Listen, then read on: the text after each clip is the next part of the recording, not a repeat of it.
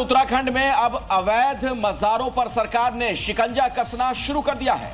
मैदानी इलाकों से पहाड़ तक ऐसे अवैध मज़ारों पर सरकार की पैनी नजर है।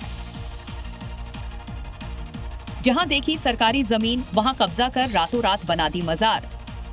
हरिद्वार के सुमन नगर में सरकारी जमीन पर बाकायदा पक्की दरगाह बना दी गई और दरगाह के अंदर लंबी सी मज़ार भी बना दी गई और ये सब कुछ बीते कुछ महीने के दौरान हुआ है। सबसे हैरान करने वाली बात यह है कि जिस जमीन पर मज़ार और दरगाह बनाई गई है वो टिहरी डैम से प्रभावितों के पुनर्वास के लिए थी।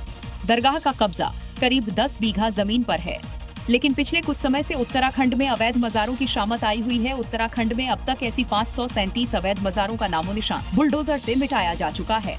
खुद मुख्यमंत्री धामी साफ कर चुके हैं कि हरे चादर वाली साजिश उत्तराखंड में बर्दाश्त नहीं की जाएगी। और बड़ी खबर आपको बता दें, आज रिलीज नहीं होगी film Udaipur files. Delhi high court ने फिल्म की रिलीज पर रोक लगा दी है। कोर्ट ने याचिकाकर्ता जमीयत से कहा कि वो फिल्म को मिले सेंसर बोर्ड के सर्टिफिकेट के खिलाफ सरकार के पास अर्जी लगाएं। कोर्ट ने जमीयत को इसके लिए 2 दिन का वक्त भी दिया है और सरकार को 7 दिनों में फैसला लेने के लिए कहा गया है।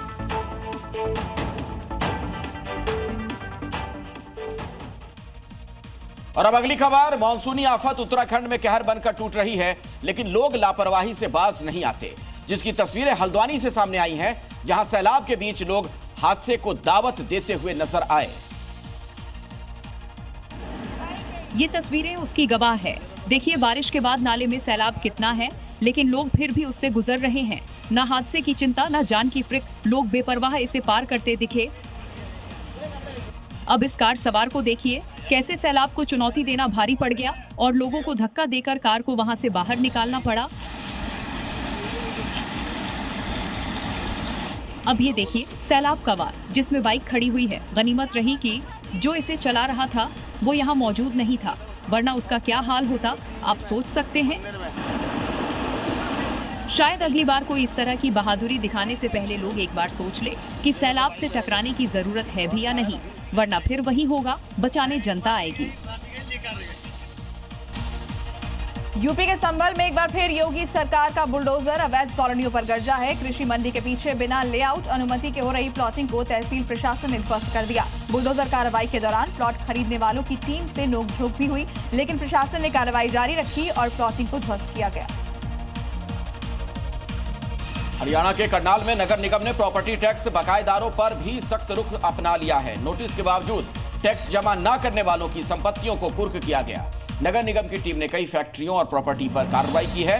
2 बकायेदारों ने मौके पर ही भुगतान कर अपनी संपत्ति को सील होने से बचाया। मुंबई की जीवन रेखा कही जाने वाली लोकल ट्रेनों में भीड़ कम करने के लिए सेंट्रल रेलवे ने बड़ा कदम उठाया है। रेलवे ने करीब 800 सरकारी और निजी कार्यालय को पत्र लिखकर अपील की है कि वो अपने कार्यालय समय में बदलाव करें, ताकि पीक आवर्स में यात्रियों की भीड़ कम हो सके। सुरक्षा कारणों से की गई इस पहल को अब तक 46 कार्यालयों का समर्थन मिल चुका है। मुंबई लोकल में अब सीनियर सिटीजन्स के लिए सफर आरामदायक होने जा रहा है। सेंट्रल रेलवे ने पहली बार बुजुर्ग यात्रियों के लिए एक विशेष कोच शुरू कर दिया है, जिसमें बेहतर सीटिंग और सुरक्षा जैसी सुविधाएं होंगी। ये डेडिकेटेड कोच 10 जुलाई से CSMT से डोंबिवली जाने वाली लोकल ट्रेन में लागू हो चुका है। बारिश ने मैदान से लेकर पहाड़ों तक तबाही मचाई है। इटावा से भी हैरान करने वाली तस्वीर सामने आई, जहां अंडरपास में एक बस फंस गई। पानी में फंसी बस और बस के अंदर फंसी सवारियां। तस्वीरें इटावा में मैनपुरी रोड की हैं। गुरुवार को हुई मूसलाधार बारिश ने पूरे इटावा को जलमग्न कर दिया। शहर के निचले इलाके पानी से लबालब हो गए।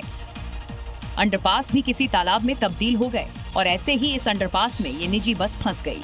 लेकिन गनीमत रही है कि इटावा पुलिस मौके पर पहुंची और सभी मुसाफिरों को सुरक्षित निकाल लिया। यहाँ सवाल सिस्टम से है, आखिर इस अंडरपास में पानी भरने का जिम्मेदार कौन है, और अगर इसमें डूबकर किसी की मौत हो जाती तो जवाबदेह कौन होता। बारिश की वजह से आम लोगों की जिंदगी ही नहीं, जीव जंतुओं की हालत भी खराब हो गई है, क्योंकि बारिश का पानी उनके घरों यानी कि उनके बिलों में भर गया। लिहाजा ये जीव जंतु रिहायशी इलाकों में पहुंच जा रहे हैं और लोगों में दहशत पैदा कर रहे हैं। कहीं कोबरा, कहीं मगर, ये है बारिश और बाढ़ का असर।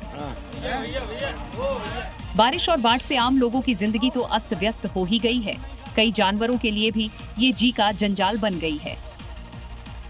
अब इस मगरमच्छ को ही देख लीजिए।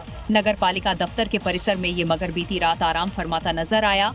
मामला मध्य प्रदेश के सागर का है। बाढ़ के पानी में बहते हुए ये मगरमच्छ यहाँ तक पहुंचा था। मगर की खबर शहर में आग की तरह फैली। फिर शुरू हुआ इसका रेस्क्यू ऑपरेशन, जिसे देखने बड़ी संख्या में लोग जुट गए। वन विभाग और स्थानीय लोगों की मदद से इसे रिहायशी इलाके से हटाया गया।